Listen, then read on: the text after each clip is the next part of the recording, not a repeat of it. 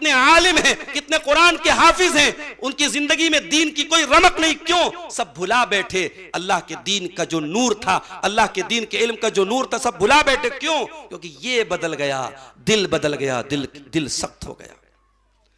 मेरे दोस्तों, अब आइए अपने तकरीर के हम दूसरे पड़ाव पर आते हैं। आपने ये तो जान लिया कि दिल का सख्त होना बहुत बड़ी मुसीबत है, लेकिन ये दिल क्यों सख्त होता है, इसके रीजंस क्या है, इसके असबाब क्या है और इसका ट्रीटमेंट क्या है, इसका इलाज क्या है, ये 2 पॉइंट पर हम बात करेंगे, फिर आपसे इजाजत ले लेंगे। दिल कठोर क्यों होता है? सुन लीजिए, दिल कठोर होता है गुनाहों की वजह से, पापों की वजह से, अल्लाह की नाफरमानियों की वजह से। इंसान जितना गुनाह करता चला जाएगा, दिल कठोर होता चला जाएगा।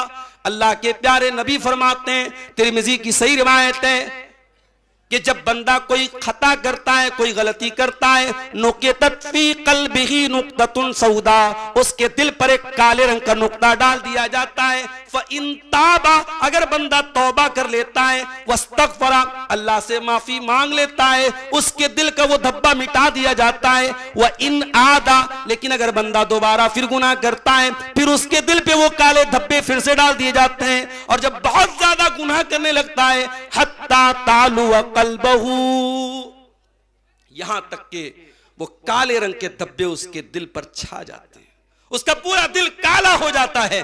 और जब दिल काला हो जाता है, अल्लाह के प्यारे नबी फरमाते हैं, फिर इंसान के दिल की वही हालत हो जाती है जो अल्लाह ने कुरान में बयान की। कहां बयान की? कुरान के 30वें पारे में, कल्ला बल राना अला कुलूबिहिम मा कानू यक्सिबून, तुम्हारे गुनाहों की वजह से तुम्हारे दिलों पर पर्दा छा गया, तुम्हारे दिलों पर गिलाब चढ़ गया, तुम्हारे दिलों पर परत चढ़ गई।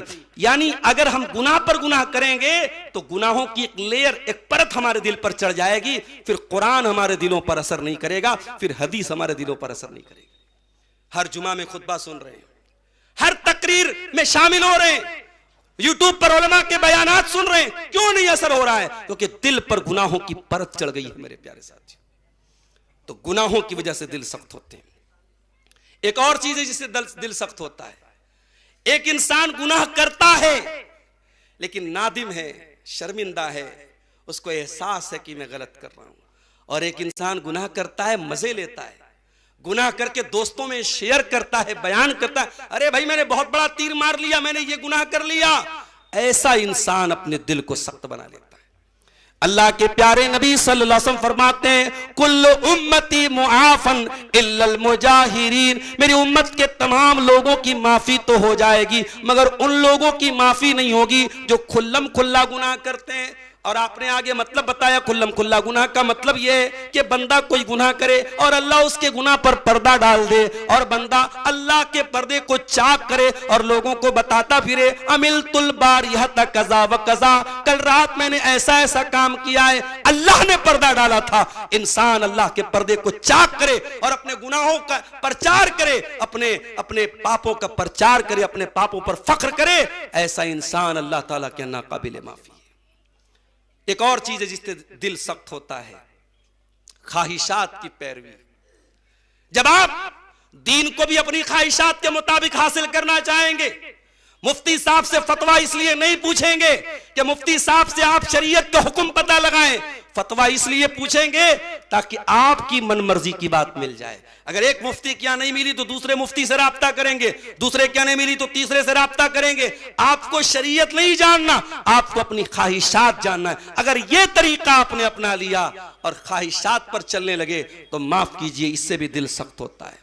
इसीलिए अल्लाह ताला ने यहूदियों के बारे में फरमाया, फलम्मा ज़ागू अज़ागल्लाहु क़ुलूबहुम, जब ये यहूदी टेढ़े हो गए, जब इनके दिलों में टेढ़ापन आ गया, जब ये अल्लाह के रास्ते से भटक गए, तो अल्लाह ताला ने उनके दिलों को सख्त बना दिया, उनके दिलों में कजी पैदा कर दी, उनके दिलों को अल्लाह ताला ने अपनी हिदायत से मोड़ दिया।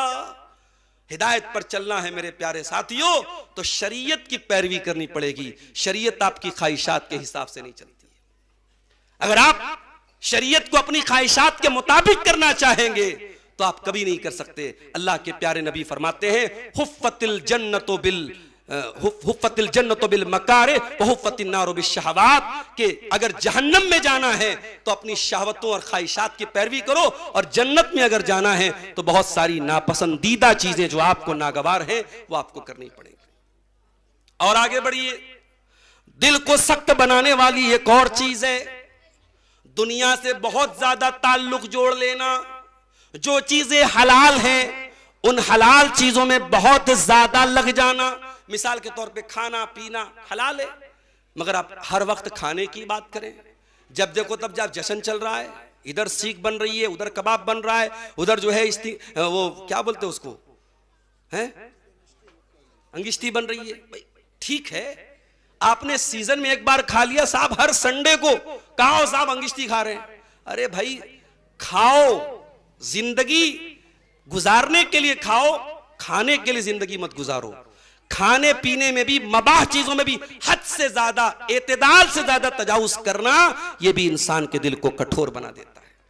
हजरत अब्दुर्रहमान बिन औफ को देखो, रमजान का महीना है, दस्तरखान लगा हुआ है, तरह तरह की खाने पीने की चीजें उनके सामने रखी हुई हैं, इफ्तार का टाइम करीब है, हजरत अब्दुर्रहमान बिन औफ के सामने दस्तरखान लगा हुआ है, मगर उन्होंने तसव्वुर की निगाहों से, उन्होंने अपनी सोच के जरिए सोचा कि वो जिंदगी में वो दिन भी आया था ग़ज़वे उहद में, जब मुसअब बिन उमैर शहीद हुए थे, और जब वो शहीद हुए थे उनके कफन का कपड़ा भी इतना नहीं था, उनके पूरे बदन को उस कफन के कपड़े में ढांप दिया जाता, सर ढाका जाता तो पैर खुल जाता, पैर ढाका जाता तो सर खुल जाता।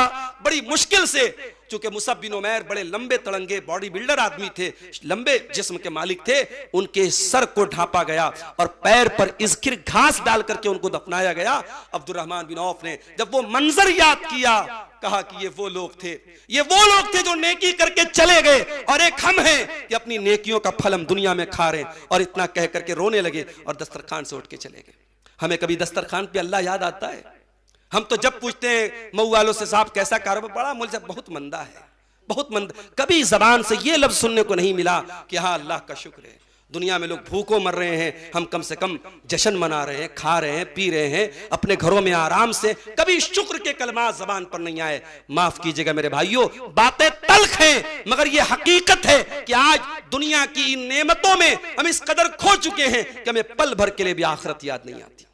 हम तो कब्रिस्तान में जाकर मुर्दों को मिट्टी दे करके भी मुस्कुरा रहे हैं, हम तो कब्रिस्तान में बैठ करके भी दुनिया की बातें कर रहे हैं। अल्लाह के प्यारे नबी तो कब्रिस्तान में जाते हैं। एक अंसारी सहाबी का जनाजा है, अबू दाऊद की सही रिवायत है, जनाजे को कब्र में उतारा जा रहा है, अल्लाह के प्यारे हबीब वही कब्र के पास बैठे हुए हैं, और आप बैठे बैठे सोचने लगते हैं, कब्र के बारे में सोचने लगते हैं, कब्र के अजाब के बारे में सोचने लगते हैं, आप रोने लगते हैं, इतना रोते हैं, आपकी दाढ़ी आंसुओं से तर हो जाती है, और वहां की जमीन, वहां की मिट्टी, हत्ता बल्लत सरा, वहां की मिट्टी आपकी आंसुओं से भीग जाती है, और आप उस कब्र की तरफ इशारा करके फरमाते हैं, लिमिस्ले हाजा फअइदू या इख्वानी, ऐ मेरे सहाबा इस जगह तुम सबको आना है, यहां की तैयारी।